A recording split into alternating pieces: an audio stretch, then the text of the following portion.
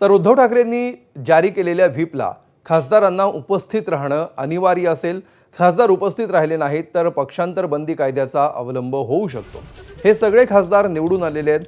आपले खासदार निवडून आणायचे नाहीत आणि निवडून आलेले खासदार फोडायचे ही भाजपची नीती झाली आहे। संसदीय बैठक पक्षप्रमुख म्हणून उद्धव ठाकरे यांना ही बैठक कधीही घेता येते असं असीम सरोदे यांच्याकडून सांगण्यात आलं।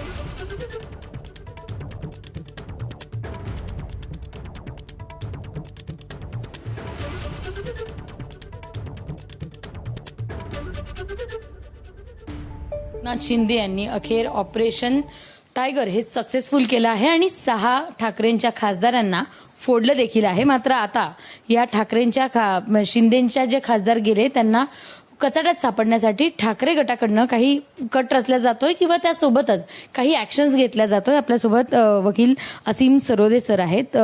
कचाट्यात पकडण्याचा प्रयत्न करतायत, संसदीय बैठक बोलवली जाते, काय नेमकं करतायत आता? जी काही बैठक उद्धव ठाकरेंनी बोलावलेली आहे तर उद्धव ठाकरे साहेबांना तो अधिकार आहे पक्षाचे प्रमुख म्हणून की ते त्यांच्या सगळ्या खासदारांची आमदारांची बैठक बोलवू शकतात, त्यासाठी व्हीप सुद्धा काढू शकतात।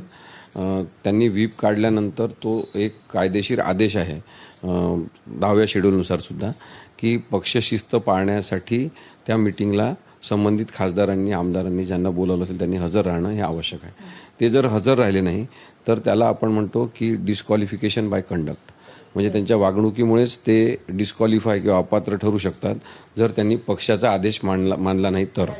आता दुसरी गोष्ट आहे की एकनाथ शिंदेंना महाराष्ट्रात जसं पूर्वी शरद पवार यांचं स्थान होतं, बाळासाहेब ठाकरे आणि उद्धव ठाकरेंचं स्थान होतं, असा एक प्रादेशिक पक्षाचा ताकदवान प्रमुख म्हणून त्यांना व्हायचं आहे। पण त्याच्यासाठी मार्ग त्यांनी निवडणुकीतून जास्तीत जास्त लोकांना निवडून आणणं हा न करता त्यांनी नंतर फोडाफोडी करून जोड द्यायची आणि आपली ताकद वाढवायची अशी कृत्रिम ताकद वाढवण्याचा एक मार्ग अवलंबलेला आहे। एबीपी माझा, उघडा डोळे बघा नीट।